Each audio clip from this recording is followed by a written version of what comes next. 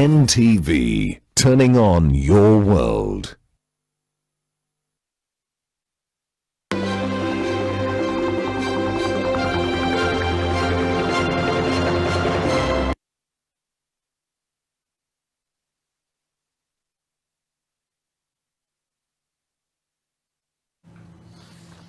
Good evening and welcome to the Nation Leadership Forum. I'm Smriti Vidyarthi, your host. Now, the theme of this panel discussion is Customer-Centric Leadership, brought to you by Collar. And I'm joined by distinguished guests to lend their expertise on this subject. Now, on the panel is Laura Collar. She is the Chief Sustainability and DEI Officer at Collar, which is a 150, well, I could say year old, but I'll say year young global manufacturing company. Also with us, Florence Nyole. She is the President of the Architectural Association of Kenya and a leading voice on design and sustainability in the architectural world. And also with us is Sakina Hassan Ali. She is the Head of Development Consulting and Research at Hass Consult Real Estate, a relatively young company that people trust when looking for spaces which they can call home. Welcome to you all. Now, the diversity of roles, well, there is one significant common factor which explains their success, and that is keeping the customer at the heart of every decision they or their organizations make while innovating or delivering products and services. Now, customer-centric leadership, with its focus on empathy, collaboration, and responsiveness, plays a pivotal role in not only delivering sustainable growth, but also fosters a more equitable and prosperous future for all. So this leadership forum explores the significance of putting customers at the heart of leadership strategies. Once again, great to have you with us. And you can also join in on the conversation. Tweet us at NTV Kenya. And also we will sample some of your views and I will share the hashtag with you. But in the meantime, you can use hashtag Collar or also Collar Africa. So, ladies, customer-centric, well, that's often a word that we perhaps hear, but I'd be curious about how we define that when it comes to leadership and also why it's so important in this day and age, putting the customer first. Laura, I'll begin with you. Well, thank you so much for the warm welcome. It's a delight to be here with such talented female leaders. I would say to you that it is so important at Collar to put the customer in the center of what we do, that we actually have the leading cultural belief is delight the customer at Collar. And that really means we challenge ourselves to delight the customer from their very first experience, whether it's an online experience, a showroom experience, the delivery of the product, the choosing of the product, to when they open the box and they use the product. So it's so important that we really take into account their needs, their desires, their pain points, and we listen and we react to feedback. So it's an ongoing cycle of being very attentive to all the markets that we're in and adjusting and continuing to adapt and being very fluid in how we think about meeting the needs of the customer. So it sounds really as though Collar believes that customer is king, but why? Why do you put in so much effort? Why is it so important? I mean, it's great for a client, but why for the business as well? Well, today customers have so many choices, and we have to distinguish ourselves by really being attentive. You know, you mentioned empathy in the intro, walking in the shoes of our customer, understanding what they need to actually live a gracious life, to better their lives. Our mission is really to enhance the lives of those who touch our products and services, helping our customers live a more sustainable, gracious, and healthy life. So we really want to do that at all the touch points. All right, Sakina, I'll bring you in now. Why is customer-centric leadership so important when it comes to the business landscape, from your perspective? So I would say that in our context, which is the provision of real estate developments, it's a very long-term asset, and therefore you have to think about not only what is relevant now, but what's going to be relevant in 50 years. And the thing that's important to us with that is a very data-driven development process. And so what we're doing is collecting information on how suburbs are evolving, how they're changing, what they will be like in 5 to 10 years, what that means for the kind of provision of real estate that's required. We think about how will customer needs change from now to 15 or 20 years from now. And I think it's very important to, within that process, to make sure that you're creating real estate that is flexible and can change based on changing consumer needs. Because I'm sure consumer needs are changing all the time. Yes, and especially with especially the trends of and the social dynamics are changing. We know that in the last 10 years we've seen a lot more screen time, we've seen a lot more isolation in communities, and how does real estate now come in to change that dynamic? And how do we provide spaces that change how we relate to each other, or reduce the amount of screen time that the youth are having, for example? So a lot of data-driven or understanding or collecting data on what is happening, not only economic but also social, makes real estate development a lot more relevant from now to 50 years from now. Right, okay, thank you. And Florence, I'll put the same question to you. You know, President of the Kenya Architectural Society, what does customer-centric mean to you and the organization? And again, why is it critical? Thank you so much for that. For us, we're a membership organization, and it's very important that we put our members first. We actually exist so that we're able to put together the issues that our members are facing in the industry and advocate for them. So in terms of leadership, it's very important for us to know what it is that our members want and how we can advocate for them moving forward. I think what's also very important is that, as my fellow panelists have said, is that a lot of our customers today, they know a lot of things. At the touch of a button, they're able to understand quite a number of issues. So we also need to be on top of our game in terms of how we serve them. And at AAK, what we've done is that our advocacy is actually membership driven. We actually ask them what it is they want and how we can advocate for them better. So we carry out a lot of surveys over and above the information that we have, and we make sure that we are constantly communicating with them and keeping them in the loop on what is happening in the industry, and making sure that we are in spaces where we can actually advocate on their behalf. And that's why it's very important that our leadership at this particular juncture in time and in the industry is customer driven. It's driven by our members, and it's driven by what they want and what they want to see happening in the industry. Considering that AK is the leading organization in terms of advocacy for the built environment, we need to also understand what do professionals want and how do they want the industry to be guided, so that we are able to actually respond to the needs that they have. Right, and as was mentioned, customer demands or requests and needs are constantly evolving. So I'm curious then to know, because for example, decades back, customers want to be involved and they want to have a say, but that still remains today. What are some of the changes though that you're noticing? You're saying that you ask for feedback, so what is it that you're seeing? Share some of those insights.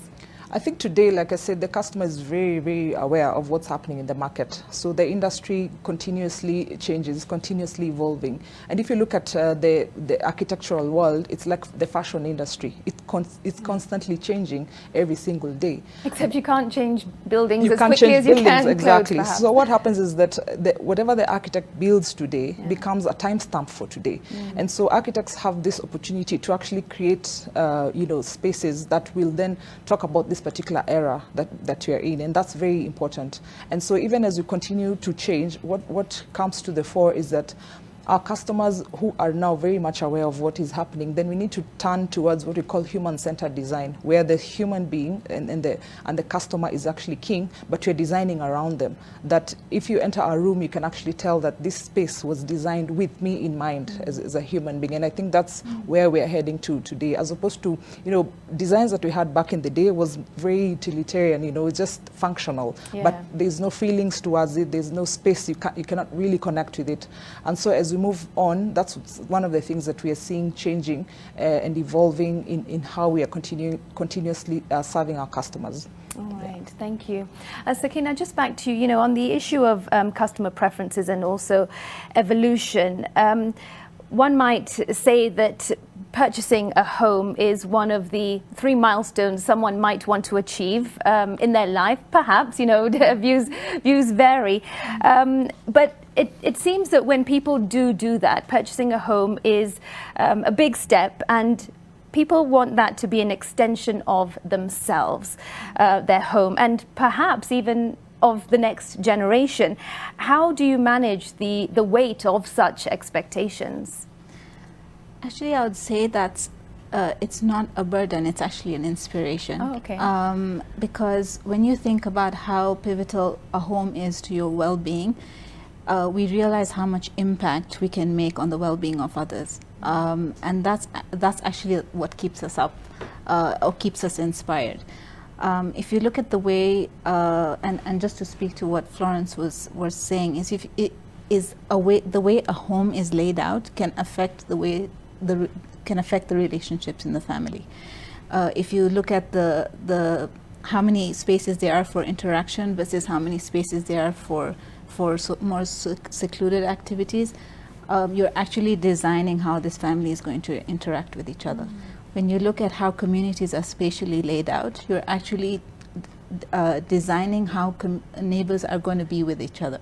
When you're designing homes with space and light and volume, and deciding what sort of interaction you have with the indoor and the outdoor, you're deciding, or you're influencing what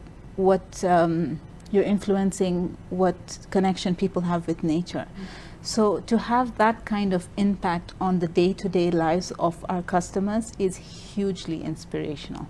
Yeah, all right. I didn't perhaps look at it from that perspective, so that is interesting. Laura, back to you now. Kohler, 150 years, and during that time, it has evolved, and it is recognized as an organization, as we know, that is committed to customer satisfaction. How would you say that Kohler's leadership philosophy has evolved over the years to ensure that it puts customers first? So 150 years is a long time to stay relevant, right, and current.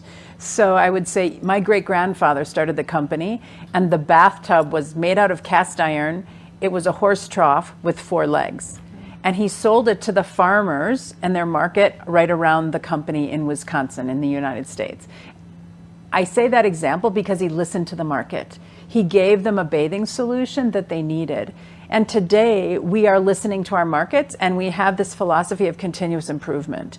And our best can always be better. So we have an operating phrase that says believing in better. Better planet, better communities, and better lives. So we really try through our design capability, our engineering capability, to continue to adjust and adapt and stay ahead of the fashion and trends. And kind of what Sakina said earlier is you have to stay 5 to 10 years ahead of what people think that they want or what they may need. And so Internet of Things is a way we bring technology into products. So that is a trend that is going to be, and is very important, whether it's a smart toileting solution, whether it's a showering solution that with technology you can turn your shower on before you get in and it starts at the temperature that you want, whether it's using our engineering capability and technology to lower water consumption in showers through a technology called Catalyst that takes air and forces it through water and gives you a wonderful showering solution, but it uses much less water. So today we are using technology and our continuous improvement design capability to enhance the experience for users, but do it in a very smart way. I'm just curious, though, on that point you made about the bathtub that your grandfather created. Has the demand for such rustic and classic pieces totally declined? Actually, good design lasts forever. Right? Yeah. So I think we compare ourselves and really study the global trends in fashion, right? Whether it is in outerwear, whether it is in jewelry, whether it is in other interior design aspects of a home, and we study what's going on. And you all know that there are some great brands around the world in fashion, and those design pieces of those collections are iconic. So there's things like the cast iron bathtub that comes back again, even though it was designed 50 years ago. There's shapes that can be very iconic in faucets and fixtures. So I think it is about continuing to listen to great design and appreciate what your designers have done around the world. There's a freshness to some of them. Sometimes we'll put a new color on a classic design, or we'll inject technology into a great designed product. So we don't let go of great design. We continue to adapt and improve it. Right, okay. Florence, I'll come to you in a moment, but Sakina, I just want to touch on something else. You know, it has been mentioned that you're not only thinking of the now, but you're thinking about what the customer may want in 10 years' time. And Florence touched on how AAK is interacting with their clients to ensure that they put customers first and remain relevant in that respect. But I'm curious to know from your organization, how do you ensure that you keep your ears on the ground to keep understanding that constant evolution that's happening amongst your clients? What techniques are you using to create that connection? So when it comes to property development, you have to look at the macroeconomic factors, and then you have to get down to customer preferences, right? So when it comes to macroeconomic factors, because this is a long-term asset, you have to make sure that what you're providing fits into the larger evolution of the city. So at all times you need to have your ear to the ground, not only with what your customers are saying, but also what's happening on an economic scale. And you know, we are in a very young economy relatively, and so data is hard to come by. And about 15 years ago, we heavily resourced our research arm, which basically sweeps the country for supply, price, and demand data. And we created the first property price index. And this is a continuing effort to just have data coming to us every day on every street in every suburb, specifically in Nairobi. And that tells us how cities are, how suburbs particular are evolving, what are the gaps within those suburbs, what is required. So that's kind of the high touch data that we need to just sort of understand how economically, what economically is required. And then you come to sort of the low touch data where you speak with your clients and you try to understand how their lifestyles are changing and what that means for design, and how you can bring those two together. So the economic sort of issues need to be resolved, and then also our social dynamics need to be influencing our design. Okay. Yeah. All right. Florence, now, you know, it's interesting how everybody on this panel is talking about how you put the customer first and listen to their needs. But what happens in the instance whereby, as an architect especially, you know, your view contradicts that of your client? You know, at that point, how do you ensure that you achieve the best of design, but then also ensure that you know, keep your client satisfied at the same time? Tell us about that. Yeah, all right. I think the first thing when a customer comes to you, you need to listen first. Just listen to what they have to say. Understand where they're coming from, because most of the time the client has some sort of a background information on what it is they want, because they have a desire to be able to, you know, achieve a house or you know, a piece of property in a certain way. So the most important thing you need to do is listen first. Listen, understand what it is they're saying. And then secondly is then, as an architect, because you understand, you've practiced for long, and that's why architecture is a practice. Right. You understand what's happening in the market, and you know what would be good for them. Then you begin to negotiate. I think it's important. Negotiation is a very important skill in life that will enable any architect to be able to, you know, understand the issues that they're dealing with and be able to negotiate with their client. And then most importantly is, it's very important also for us as architects to, you know, put ourselves out there and also understand what's happening in the market, to continuously educate ourselves on what's going on. You know, whether it's about traveling, whether it's about, you know, interacting with, you know, products such as cola products, and understanding what is happening in the market, what is happening in the industry, traveling not only within our jurisdiction here in Kenya, but even outside to understand what are the trends and what's going on, so that you're able to come to your client with an informed decision on what it is they should be doing. So when you come to the client at the end of the day, you're able to deliver a good design, which you've listened to what it is they wanted, you've negotiated around it, and you've used your experience to be able to deliver a product that they will understand. And I hope the clients who are out there listening today will allow us also to guide them, because that's what architecture is. We are there to guide you so that you're also able to do a good design, and a good design will actually help somebody to have a good life. And perhaps, as Sakina says, it will result in good property that has value and continues to increase in terms of value as time goes by. Right. Yeah. Before we take a break, I just want to know though, how challenging can that be? Do you have any personal stories where perhaps you've been so keen to get a client to listen to you, but they've just been as stubborn as ever? Yeah, the stubborn clients are there. You cannot avoid them. You cannot also wish them away. But they do teach you a lesson, and they teach you how to navigate, spaces such as those. But at the end of the day, one thing I must always say, and I know for any good architect, the client will always come back and say, thank you for giving me a good design, even when I was stubborn about something, because we know what we're doing. Yeah. Okay, great. All right, at this point, we've got to take a quick break, but this conversation continues. You're watching the Nation Leadership Forum on NTV. Stay with us. This conversation about customer-centric leadership continues after this break.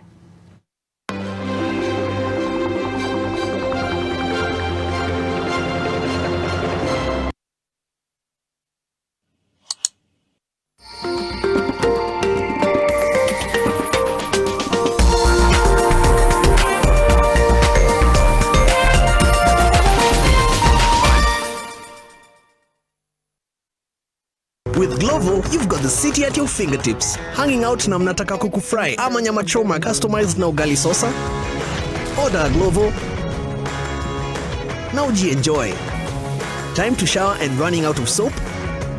Order Glovo. Now uanze siku fresh. Ama simply treat family nzima with a sweet surprise. Delicious. With Glovo, unaweza track order yako minute by minute. Download Glovo, order anything you want and receive it in minutes. Show off your best skin with Nivea Nourishing Cocoa Body Lotion. Now with 5-in-1 Complete Care. The deeply nourishing formula prevents your skin from drying with precious cocoa butter and deep moisture for smooth and healthy looking skin. Step out in confidence with our most complete care from the world's #1 skincare brand. Hayawi Hua. KRA presents to you Tax Amnesty. Receive 100% amnesty on accrued tax interest and penalties for periods up to 31st December 2022. Tax amnesty is valid until 30th June 2024. What are you waiting for? Press reset. Visit any KRA offices countrywide or call us on 0711 099 999 or email callcenter@kra.go.ke or visit the KRA website www.kra.go.ke to be advised on how you qualify. Chapa Reset na Tax Amnesty Program. Terms and conditions apply. Kenya Revenue Authority. Tulipe ushuru, tujitegemee.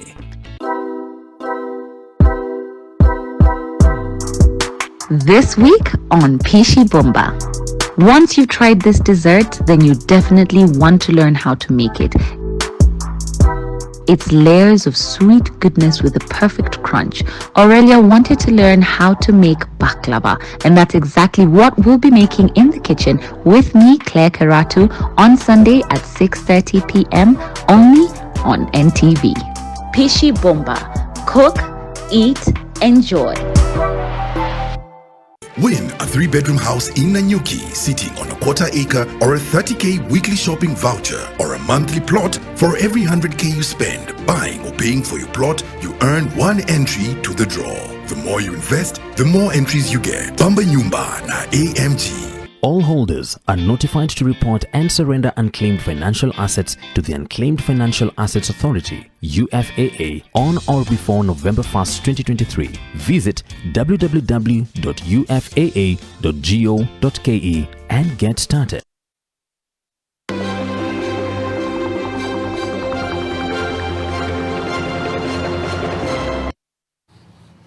Welcome back. You're watching the Nation Leadership Forum on NTV. I'm your host, Smriti Vidyarthi. This evening, we are discussing the importance of customer-centric leadership. And I've got an incredible panel of wonderful women leaders. I'll just introduce them once more. On my left, I have Sakina Hassanali. She is the Head of Development Consulting and Research at Hass Consult Real Estate. Beside her is Laura Koller. She is the Chief Sustainability and DEI Officer at Koller. And to my extreme left is Florence Nyole. She is the President of the Architectural Association of Kenya. Thanks for staying with us, ladies. So let's continue this conversation, but let me also remind you that if you want to contribute to this conversation by giving your comment perhaps or asking a question, just tweet us at NTV Kenya or at Smriti Vidyarthi. You can use the hashtags #Koller or #Koller Africa. And if you do send in a question, you stand a chance to win some goodies. So there's some motivation for you. And in fact, we do have one question from someone called Isaac Kangogo, and his question is linked to what I was going to start with anyway. He says, how do you enhance efficiency and sustainability in products, especially in regard to energy and water use? Now that's directed to you, Laura. And as you mentioned earlier, you do take into consideration the fact that water is a resource, and at this point it is quite scarce. And your products, that is bathtubs, showers, sinks, of course they consume, or humans consume water through those products. How then do you ensure that the products support water conservation? Because one may wonder, if I'm spending money on a brand new shower, I'm going to enjoy taking a very long shower. How then am I going to ensure at the same time I'm not wasting water? So take us through that. Right. So that's an essential topic that we're all innovating around, talking about, and delivering results. And I would say it's important to the world, right, that we conserve water. We still have this idea of a gracious bathing experience or toileting experience, but we do it very thoughtfully, and we use our engineering and innovation capability. So we have something called design for environment. It's a methodology we use with every product we make around the world. We take into account the energy it uses, the weight of the product, the cost of shipping, the materials, the footprint it leaves, the water it uses. So we take into account all these things in a goal to be net zero by 2035 and wastewater and GHG. So that's the overarching goal of Koller, is to be super responsible with our product development and also our operational footprint. We want to also help you live a more sustainable life. So our goal is to give you choices of ways to enjoy your bathing space, but do it with products like showers that use this catalyst technology, shooting air through water, that gives you a great experience but minimizes your water usage. Using our engineering capability to drive water consumption down in toilets that still work very well but get that water usage down. In our faucets, we have functionality that actually lets you manage the water flow in a faucet, so you're not using the full water flow when you're washing your hands, because you don't need to have it gush out of your faucet. Right. So it's just really thoughtful design, and it's understanding that water is finite and really giving you yet a great experience, but managing that water so we're not wasting water. And it's exciting, and our engineers and design departments are up for the challenge. What does that preservation of water, though, through this technology mean for the cost of the products? Well, right now, I don't think you'll find that our products are more costly that are water efficient.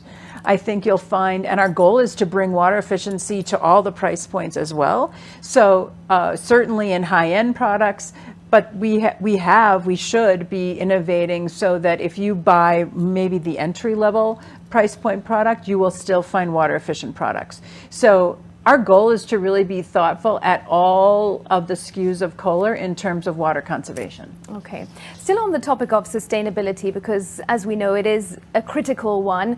Florence, I'll ask you, how much of that does the association take into consideration when creating plans? How sustainable are the architects and the clients, I suppose?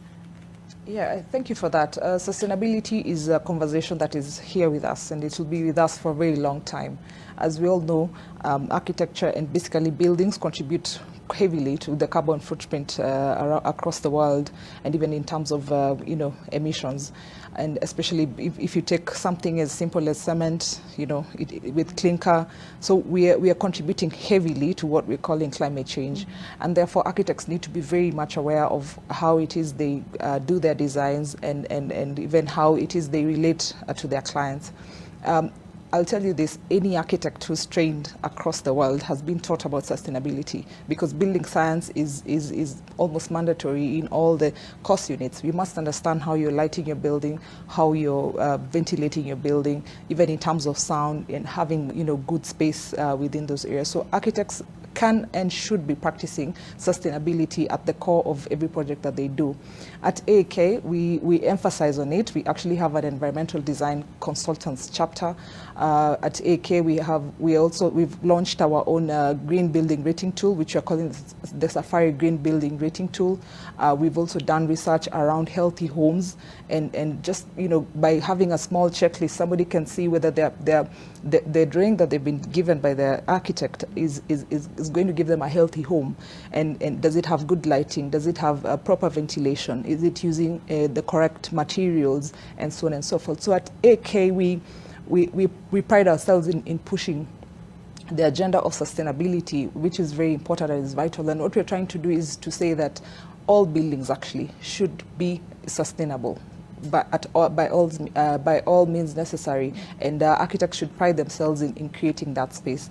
And at the end of the day, what you're trying to do and trying to enhance, within the industry, is to create this culture of people continuously checking whether their buildings are actually sustainable. And it doesn't have to come just from the architects, but also from the general public, that they need to know, how do I know that my building is sustainable? And so that's what we're trying to push for at the end of the day. Okay. Yeah. Sakina, are you finding that you have more clients who are environmentally conscious, and are they looking for healthy homes that will then lead to healthy lives? What is it that they're looking for at this point when we talk about sustainability? So yeah, definitely. I think that especially in the last 5 years, it's definitely been more of a topic that's been brought up, and clients are starting to make that a little bit of a what's the word? A priority. A priority, perhaps. Okay. Yeah. And they're looking toward that. I wouldn't say that it's reached as big of it's not as big a movement as it is in the first world, but it's definitely getting there. And I think the pressure from customers to adapt these things is what changes developers' decisions. And until that happens, they're a little slow to implement. So I think that's quite important to get that pressure from the customer base. Okay. All right, we've just got to take another quick break. The 9 o'clock news is coming up in 30 minutes, but this is what you can expect in the broadcast. In just a moment, you'll have the news highlights, and then we'll be back in a moment.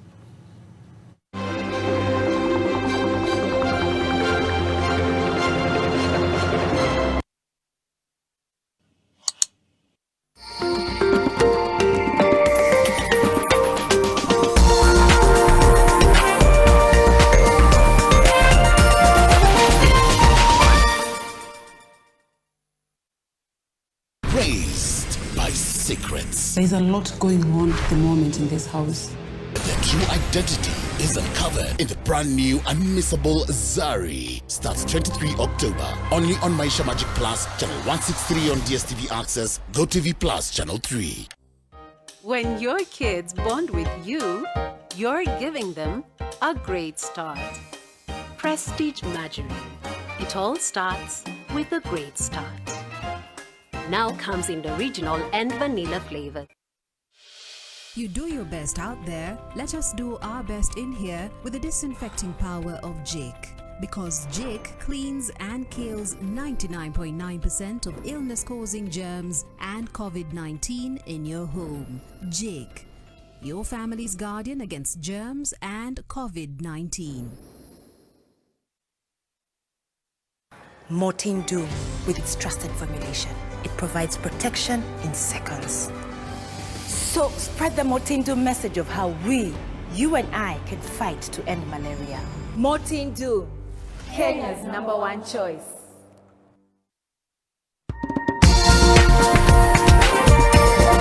This is NTV. Tonight. Ilikuwa heko kwetu Shujaa Day ikuje Kericho. Sasa alikuwa na furaha akienda. Hatukuchua itakuwa kilio baadaye. Walking to her death in darkness.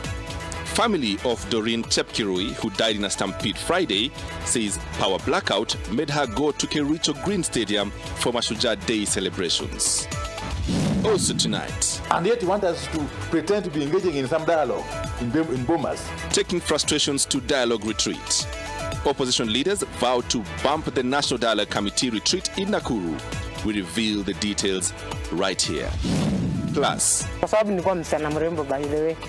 Sababu hata babangu alikuwa na wakati mgumu na mimi. The Queen of Maralal, who inspired legendary Les Wanyika's Safari ya Samburu. We tell you why she was irresistible.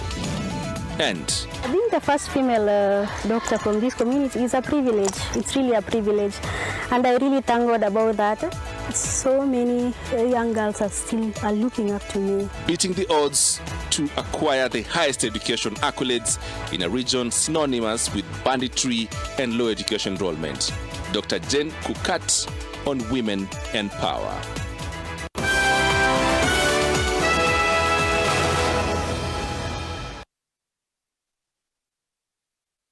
And we need 2 Royco cubes because iron gives you strength to skuma yourself to be the best you can be.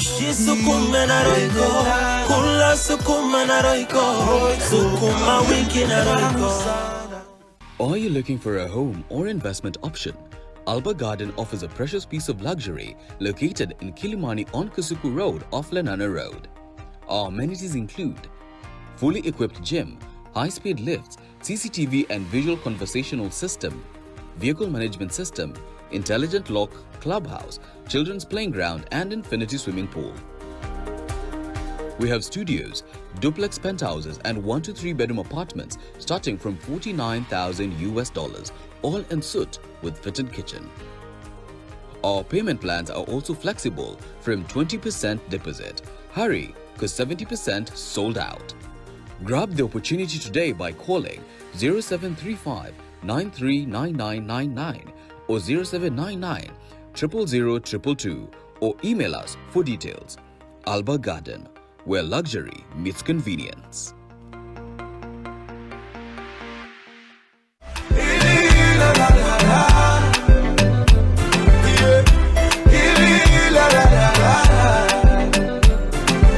In this life, not every hero is crowned. And this week on Crossover, we want to take time to crown the Shujaas who are making a difference in the society. You can balance. Joining us in studio is Pastor Steve Bugwa, who has been reforming the young people alongside Kevin Wanyoike. So save the date and catch the show this Sunday from 11:30 to 1 p.m. only on NTV.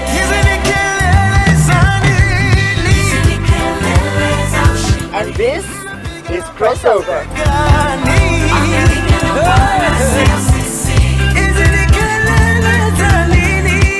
Win a 3-bedroom house in Nanyuki sitting on a quarter-acre or a 30K weekly shopping voucher or a monthly plot. For every 100K you spend buying or paying for your plot, you earn 1 entry to the draw. The more you invest, the more entries you get. Bamba Nyumba na AMG. All holders are notified to report and surrender unclaimed financial assets to the Unclaimed Financial Assets Authority, UFAA, on or before November 1st, 2023. Visit www.ufaa.go.ke and get started.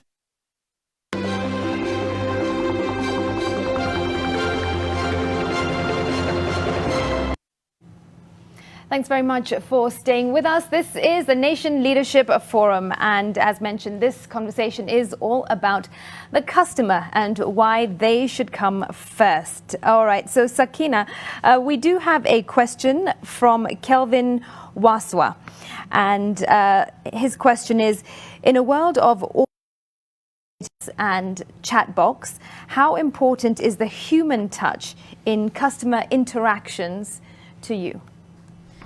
Wow, that's a really good question. I would say that the automated sort of or more technical way of approaching customers, where you have a lot of sort of systems automated, improves efficiency, but it can't replace the human touch, because at the end of the day, I don't know that automated chat boxes can have empathy. That's right. Or really connect with the customer, or really understand their pain points. But I do think that automation helps in the efficiency of the whole process, so that customers feel like that they're able to very quickly have their needs addressed, especially where some of the things that they want to know are quite sort of common, and there's more automated responses for those sort of things. And at Has Consult, what are you seeing more? Do you interact with clients more physically, or is it through automated services? At the moment, it's very physical. We have a very good touch point with our customers. We have very good relationships with them. And I think with regard to automation, it will only be to increase efficiency of information dispersion, but it cannot replace relationships. Yeah. Laura, do you have a comment on that? Well, very similar. Our role is to make sure that our electronic information flow to a customer is providing ease and satisfaction. They can find things when they need it, but it does not replace putting the relationship at the center of what we do, and also the relationship with architects and designers as well. So many times, Kohler's, the intermediary is our showroom owner, or it could be the architect and designer. So we have multiple different kinds of relationships that we invest in and maintain personal interactions with, and that's very important. But the electronic information flow is also important, because that's the way people many times find out about what we have, and they find their way to a physical space where they can experience the product. Right. On the topic of relationships, Florence, you must have a very varied group of customers, from individuals, people aspiring to build homes, to also government, the government itself, the hospitality industry as well.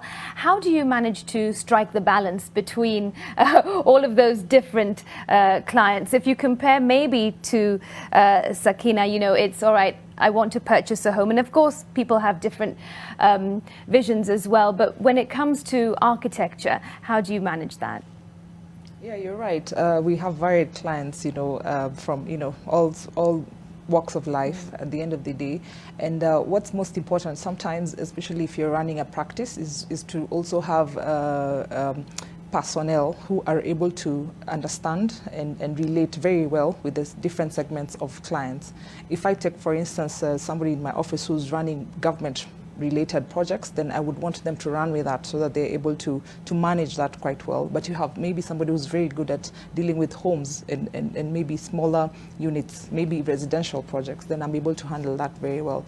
But maybe I want to switch this to AAK, because we actually also deal similarly. We have our members, but we also have to have advocacy with government, both at county and national levels. Yeah. So we also have to have that. And what we've done at AK is that we do have a strong advocacy arm that then runs with issues to do with government and government relationships. And on the other side, we have a strong membership and communications arm, where the issues of members are actually dealt with by somebody who runs that throughout the entire period of time when a key has been in existence. So it's also to categorize these different clients and to have somebody who's specifically dealing with those issues in that matter, and that way then you're not bombarded trying to figure out everything, because at the end of the day that's also very important. Another way also that has helped us, and maybe through the internet and social media, is that now we try as much as possible to also communicate directly to all our clients, both members as well as